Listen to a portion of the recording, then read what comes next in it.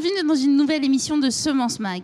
Alors, notre agriculture est trop souvent montrée du doigt, trop souvent critiquée dans les médias, et pourtant, derrière nos agriculteurs se trouvent des hommes et des femmes passionnés par leur métier, souvent également victimes de vraies fausses idées véhiculées dans certains médias. C'est pourquoi aujourd'hui, nous avons réalisé un micro-trottoir dans les allées du salon pour justement comprendre et voir avec nos quatre experts d'aujourd'hui quelles sont ces idées fausses qui sont véhiculées actuellement sur nos agriculteurs. Alors Franck Berger, bonjour. Bonjour. Vous êtes responsable semences potagères chez Limagrin. Absolument.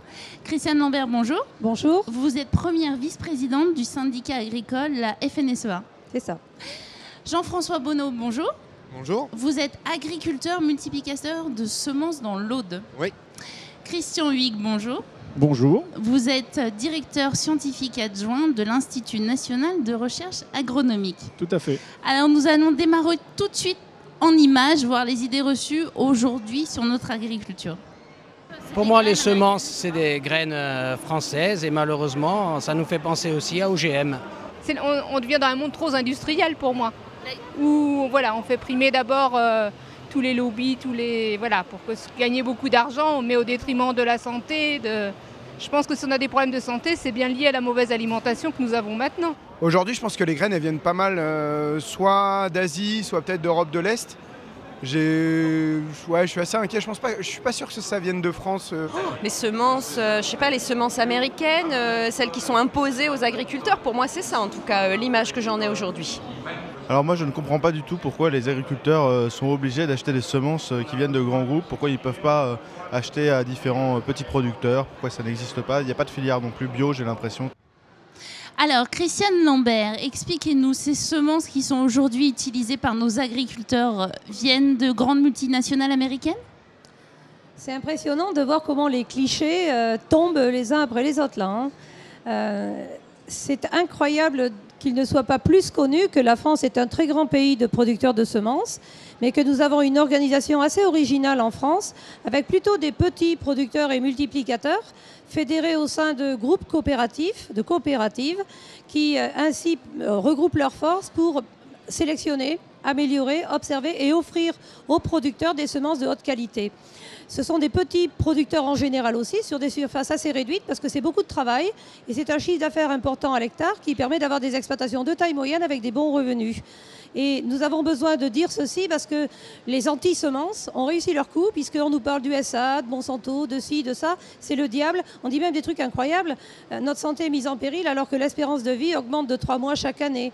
Donc oui, vraiment, il y a beaucoup de travail de communication à réaliser. Alors justement, expliquez-nous, aujourd'hui, un agriculteur français a le droit. Que fait-il pour choisir une semence, Christiane Lambert ? Aujourd'hui, est-ce qu'il a le choix ou est-ce que ces entreprises viennent pour obliger les agriculteurs à utiliser leurs semences ? Alors, Dieu merci, nous avons le choix en tant qu'agriculteurs de choisir les semences qui correspondent le plus à nos sols, à l'agronomie de nos sols, à la pluviométrie de nos exploitations, à l'usage que l'on veut en faire. Lorsqu'on est producteur d'animaux comme moi et qu'on utilise les cultures pour nourrir les animaux, on peut faire le choix de variétés résistantes, très protéinées, qui permettent d'apporter la bonne alimentation à nos animaux. Et la parfaite connaissance liée au succès de la recherche au niveau des semences permet justement d'avoir énormément d'éventails de choix et de varier d'une année à l'autre. On peut aussi jouer un peu les expérimentateurs, varier d'une année à l'autre. Par contre, ce qui est très important, c'est qu'aujourd'hui, nous avons une très grande fiabilité des informations fournies avec les semences. Et pour en avoir échangé récemment avec des agriculteurs, on évoquait par exemple le colza, où aujourd'hui, on a beaucoup plus de régularité de rendement, une augmentation des rendements, mais également une régularité de ces rendements. Et la régularité, c'est vraiment l'ami des agriculteurs. Ce qu'on aime le moins, justement, c'est l'aléa et la volatilité. Alors, Jean-François Bonneau, justement, vous faites partie de cette filière semencière parce que vous multipliez les semences. Expliquez-nous en quoi consiste votre métier. Alors c'est vrai que c'est un métier qui est pas très connu parce que oui, on fait des semences, on fabrique des semences.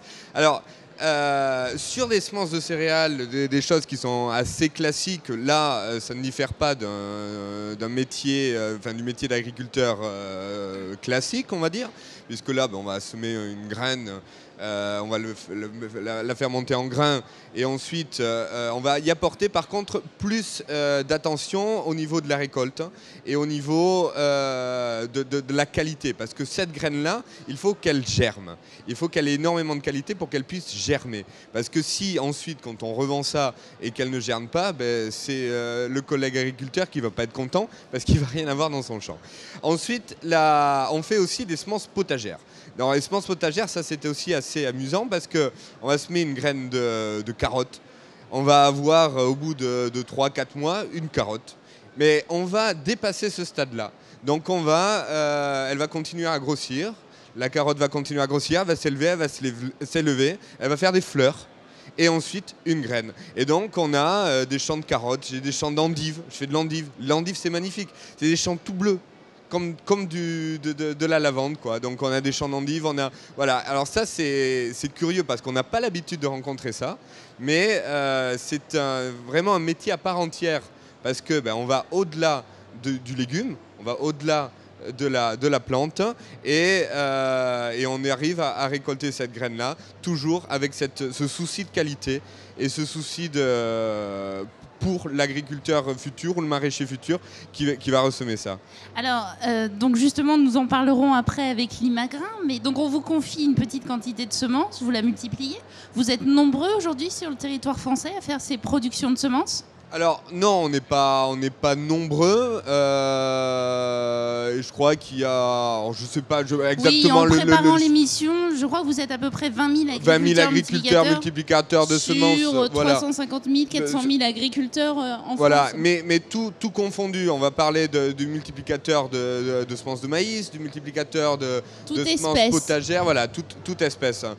Ensuite, c'est, comme l'a dit Madame Lambert, c'est un métier donc à part entière et qui est intéressant parce que ça draine énormément de travail. Si vous voulez, c'est un métier donc on n'a pas besoin de grosses exploitations et on arrive à faire ça sur des exploitations moyennes. Moi j'ai même une petite exploitation là, mais je suis allé chercher la valeur ajoutée à l'hectare. Et donc du coup, ça demande de main d'œuvre. C'est un bassin, on a créé un bassin d'emploi autour de ça, parce que par exemple pour le maïs, il faut aller le castrer. Hein.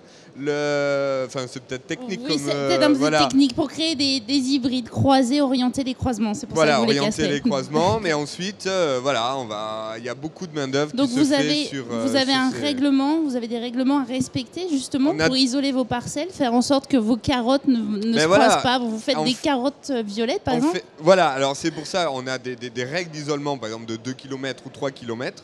Et ce qu'il faut savoir, donc, c'est pour polliniser en fait ces carottes-là, on a besoin d'abeilles. On a besoin de beaucoup d'abeilles. Donc moi, on travaille avec des partenaires, des apiculteurs qui viennent travailler qui viennent poser ces abeilles-là dans nos parcelles. Dans vos parcelles, dans vos champs. Il faut savoir qu'on a entre 6 et 7 ruches par hectare. Donc par exemple en oignon, moi j'utilise 60 ruches. Et en plus de ça, on a fait un partenariat donc avec des apiculteurs. On leur a fourni les ruches, on leur a fourni les essaims, et en échange, c'est un échange ils récoltent le miel et ils les mettent sur nos cultures pour pouvoir que ça puisse être pollinisé. Donc c'est un véritable travail d'équipe aujourd'hui avec les abeilles pour produire les semences en France. Ah oui, sans abeilles, on n'a pas de semences. On n'a pas de semences potagères. Ça, c'est sûr. C'est encore une idée reçue qu'on entend régulièrement aujourd'hui par rapport à la problématique des abeilles, de la gestion des abeilles sur notre territoire. C'est indispensable à notre travail. On fait tout pour les conserver sur notre secteur. Alors, c'est la mise en place de jachères mellifères, c'est trouver des espèces qui soient attrayantes pour les abeilles. C'est tout ce qu'il faut faire pour les abeilles. Voilà. Très bien. Voyons maintenant la deuxième idée reçue du salon. Alors les légumes aujourd'hui, on essaye de faire le plus attention possible à la qualité, à la fraîcheur. Après, ils ont dû perdre un peu de goût. C'est pas les bons légumes. C'est de la surproduction poussée, voilà. Non, ça vaut pas les légumes d'antan de nos grands-parents. On trouve des tomates en hiver. Pas logique. Ou alors elles viennent de je ne sais où. Plus on avance, plus on se dit que ça ressemble un petit peu au 5e élément quand elle met sa graine et que ça fait un poulet au micro-ondes là. On s'éloigne un petit peu des choses naturelles. Je suis pas un expert pour savoir ce que ça donne au niveau du goût, mais y a peut-être un truc à regarder là auprès des gens qui sont experts en la carotte pour savoir laquelle était la meilleure. Je pense que c'est peut-être judicieux. Je peux vous parler finalement des produits, des légumes d'antan. Sincèrement, il y avait un choix bien plus important qu'aujourd'hui. Des goûts, des saveurs incomparables. Moi, je ne les retrouve pas aujourd'hui. Je trouve que c'était bien mieux avant. Aujourd'hui, il n'y a plus de diversité. On n'a jamais le choix de légumes. C'est vraiment bien mieux avant. Et les légumes avaient beaucoup plus de goût quand j'étais petite. Aujourd'hui, c'est très compliqué de trouver des vrais légumes avec du bon goût. Alors, Franck Berger, vous travaillez dans une entreprise qui sélectionne, qui crée justement aujourd'hui ces nouvelles variétés de légumes. Donc, la première question qu'on a envie de vous poser, c'est les anciennes variétés, les nouvelles variétés. Expliquez-nous, les anciennes étaient plus rustiques, meilleures. Aujourd'hui, les nouvelles sont plus fragiles. Qu'en est-il ? Donc on parle de quoi ? On parle de goût, là, on parle de fragilité, de rusticité. Alors, la question du goût, c'est une question extrêmement compliquée. D'abord, le goût, c'est une notion extrêmement personnelle. Le goût, c'est l'effet de beaucoup de composés. Alors, si on va prendre l'exemple dont on nous parle en général, c'est la tomate. Une tomate, son goût, il est fait de sucre, il est fait d'acidité, et puis il est fait de dizaines de composés volatiles que l'on va retrouver, qui vont s'exprimer en fonction d'un certain nombre de choses qui sont la variété, mais qui sont aussi les conditions de culture et qui sont l'environnement. Alors, parler du goût en termes génériques, c'est finalement comme parler un peu du sexe des gens, c'est-à-dire qu'on ne sait pas trop de quoi on parle, il faut être relativement précis. Ce qui est certain, c'est que si la référence que chacun d'entre nous on prend par rapport au goût, c'est, pour reprendre mon exemple de la tomate qu'on a cultivée en pleine terre au mois de juillet dans le jardin de sa grand-mère et qui a fait 3,50 m entre le jardin et la table, c'est imbattable. Il n'y a pas de doute, c'est absolument imbattable et la variété n'y est pour rien. Par contre, ce qui est certain aussi, c'est que de tout temps, nous cherchons tous à avoir une alimentation diversifiée. La diversification de cette alimentation passe en grande partie par l'extension des périodes de culture et par la plus grande disponibilité des produits à des périodes où on ne les trouvait pas il y a 30, 40, 50 ou 60 ans. Et donc aujourd'hui, oui, on trouve des tomates en hiver, mais bien évidemment, elles ne poussent pas au soleil de nos jardins. Elles poussent dans des zones de culture qui sont adaptées et elles font parfois quelques dizaines, quelques centaines de kilomètres. Donc on ne peut pas attendre de ces tomates-là qu'elles aient effectivement exactement les mêmes qualités organoleptiques que la tomate de notre grand-mère qui a fait dans son jardin. Et là, pour moi, il y a une chose qui nous concerne tous et qui est très importante, c'est que nous avons tous le choix. Je veux dire, on a tous le choix d'acheter ou de ne pas acheter des tomates en hiver. Mais le semencier que nous sommes, il travaille pour une filière de production qui a un certain nombre de contraintes et on répond à ces contraintes pour amener des produits toute l'année. Certains sont excellents, certains sont un petit peu moins bons, et d'autres peuvent être jugés pas bons du tout par les consommateurs, que les consommateurs s'abstiennent. Alors justement, par rapport à cette diversité aujourd'hui cultivée, en préparant cette émission, vous m'avez expliqué que dans les années 80, au niveau du nombre de variétés de tomates et aujourd'hui, on a multiplié par 5 le nombre de variétés. Voilà, tout à fait. Donc ça, c'est aussi un autre élément, c'est que si on se replace, ne serait-ce qu'il y a 20 ans ou 25 ans en arrière, la diversité de l'offre dans les étals, sur les marchés, dans les étals sur les supermarchés, est bien plus grande que ce qu'elle était il y a 20 ou 25 ans. Je reprends mon exemple de la tomate, c'est celui qu'on nous sert le plus souvent. Il y a 25 ans, vous aviez grosso modo 2-3 types de tomates. De la grosse tomate ronde, une tomate ronde un petit peu plus petite et de la tomate allongée. Aujourd'hui, regardez vos étals dans vos supermarchés, chez vos producteurs maraîchers. Vous avez des tomates cerises, vous avez des tomates jaunes, vous avez des tomates zébras, vous avez des tomates brunes. En fait, on a une très grande diversité de choix et on a également une très grande diversité de prix. Et là aussi, c'est la responsabilité des filières agricoles dont nous faisons partie, c'est d'apporter aux consommateurs du choix dans les typologies, mais également dans les prix. Tout le monde ne veut pas mettre 3,50 € du kilo dans des tomates, dans des mini tomates cerises. Des consommateurs préfèrent acheter des tomates à 1,20 € ou 1,30 €, des tomates de type bif beaucoup plus classiques. Tout à fait. Alors Christiane Lambert, parmi les idées reçues aussi, mais celles-ci ne concernent pas que les légumes, on entend régulièrement le consommateur dire les agriculteurs veulent avant tout produire plus, réduire les coûts. Qu'en est-il exactement ? Produire plus, c'est une nécessité à l'échelle de la planète, puisque la population va augmenter sur tous les continents. Donc il faut produire plus d'alimentation pour nourrir plus de bouches partout dans le monde. La France a la chance d'avoir un territoire riche, des sols agronomiquement performants, a la chance aussi d'avoir des savoir-faire humains importants, des agriculteurs formés et des partenaires en amont en aval qui nous accompagnent, a la chance d'avoir de la recherche, de la formation. Bref, nous avons tous les atouts pour. Mais aujourd'hui, nous sommes persuadés qu'il faut à la fois produire plus et mieux, avec moins d'impact négatif pour l'environnement. On n'est plus dans la période où on recherchait le plus pour le plus. La recherche de l'optimum, elle a 20 ans, 30 ans, mais aujourd'hui, on veut aussi le faire avec moins d'impact en matière environnementale. Et on a plus de capacité à le mesurer avec les nouvelles techniques, les capteurs installés partout, les mesures que l'on peut faire à travers les analyses de sol, les analyses de résidus, les analyses d'eau, etc. On a cette possibilité, avec plus de techniques et de technologies, de produire plus et mieux avec moins. Donc c'est plus complexe, c'est plus passionnant aussi. Ça fait plus appel à la recherche, à l'innovation, à la formation.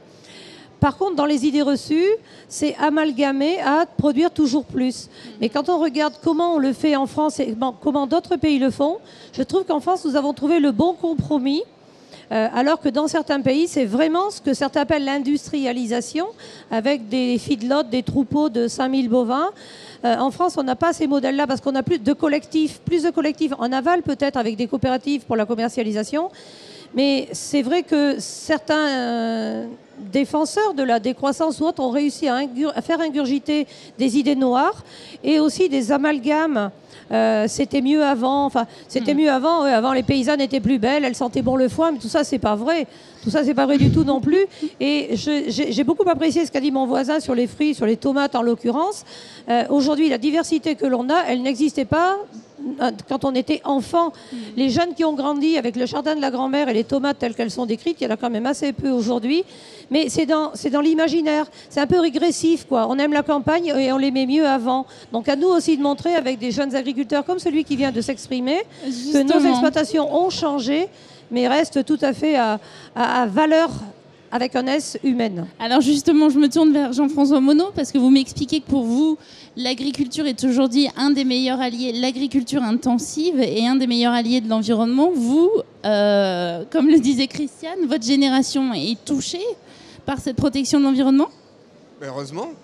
Heureusement qu'elle est touchée par cette protection de l'environnement. Déjà, c'est notre outil de travail. La nature, c'est notre outil de travail. Donc déjà, ça, à la base, on fait super attention, quoi. Ensuite, je pense que le métier vraiment d'agriculteur, c'est professionnalisé. Et on installe des professionnels. Donc des professionnels de l'agriculture, c'est quoi ? C'est déjà être un bon gestionnaire. Ensuite, c'est savoir comment faire pousser quelque chose. Et après, c'est savoir avec quoi on le fait pousser. Et ça, c'est la question la plus importante. C'est connaître le sol, connaître les mauvaises herbes, connaître les seuils de déclenchement de certaines maladies.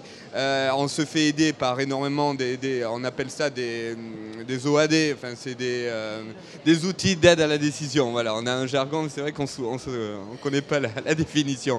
Et voilà, donc on s'entoure de ces nouvelles technologies aussi. Et je pense que l'avenir de l'agriculture est là.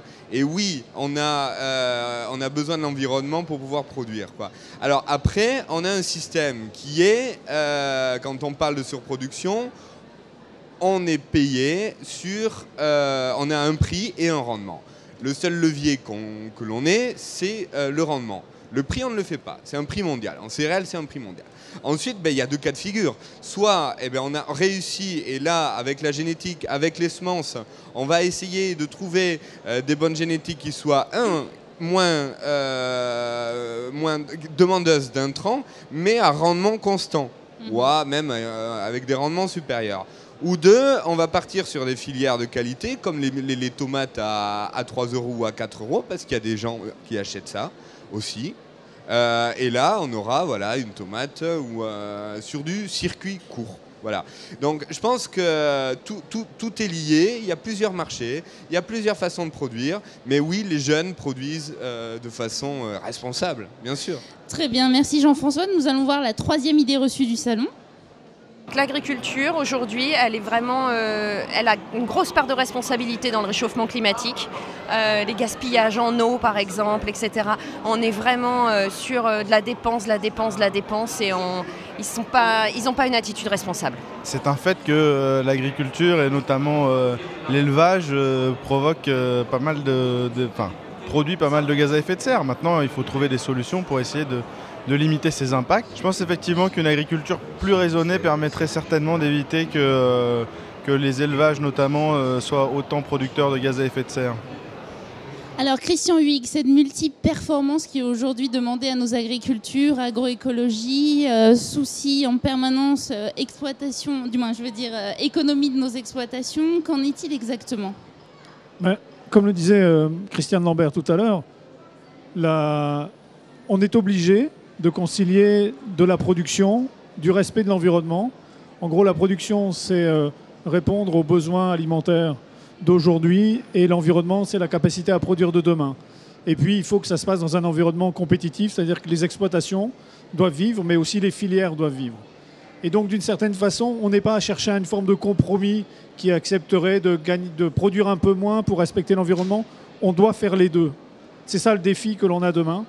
Et pour réussir à atteindre ce défi, il faut réussir à mobiliser tout ce que l'on sait, mais aussi imaginer des formes de production qui deviennent différentes de ce que l'on a aujourd'hui. Ça va passer par des espèces nouvelles, ça va passer par des associations de cultures, c'est-à-dire qu'en gros, on va arrêter de faire une culture puis une autre après, on va les mettre ensemble. Ça passe aussi par le fait Alors attendez, les mettre ensemble, c'est simplement pour dire les plantes entre elles peuvent s'apporter des bénéfices. Les plantes entre elles peuvent s'apporter des bénéfices. Je vais juste donner 2 exemples. Si vous mettez ensemble une espèce qui fixe l'azote, une légumineuse qui vit grâce à l'azote de l'air, et une autre, une graminée qui a besoin de nitrate, vous les mettez ensemble, elles produisent plus que chacune des deux, enfin que la moyenne des deux séparément, et en plus avec moins que la moitié des apports minéraux nécessaires. Et donc il y a ce qu'on appelle une facilitation, les espèces s'aident mutuellement. Deuxième chose, c'est que si vous mettez plusieurs espèces ensemble, elles sont moins malades. Pour des tas de mécanismes, mais il y en a 2, globalement, si c'est des champignons qui se répandent, et bien si elles sont associées, un champignon qui part d'une espèce aura du mal à trouver la même espèce pour se développer. Et puis, si vous avez plusieurs espèces, elles vont faciliter la présence d'auxiliaires. Et donc, on a besoin de découvrir ces modes nouveaux. 3e élément qu'il faut réussir à mettre en œuvre, c'est le fait qu'entre 2 cultures marchandes, il faut occuper le terrain. En moyenne, en France, on occupe les terrains à peu près entre 7 et 8 mois par an. Donc, il y a 4 mois où on ne fait rien. Alors, en général, ça tombe bien, c'est plutôt en hiver. Mais parfois, c'est en été. Et donc, comment on fait pour que le sol soit occupé pendant 12 mois, soit pour produire des choses que l'on pourra consommer, soit pour produire de la biomasse qu'on pourra utiliser, soit pour faire d'autres productions, du biogaz par exemple, soit faire de la restitution de carbone au sol, puisque une façon de limiter les gaz à effet de serre, c'est aussi de ce qu'on appelle de la mitigation, c'est-à-dire rattraper du carbone et le remettre dans le sol. Il n'y a que les végétaux qui sont capables de remettre du carbone dans le sol. Et donc, on doit imaginer des systèmes de production qui soient totalement nouveaux. Ça passe aussi par le fait que l'on doit réfléchir à recoupler la production animale et la production végétale. Alors, historiquement, et c'est le rêve, entre guillemets, des cultures de nos grands-mères ou de nos grands-pères, il y avait sur toutes les exploitations de la production animale et de la production végétale. Pour des raisons d'organisation, de charge de travail, d'efficacité du travail, on les sépare.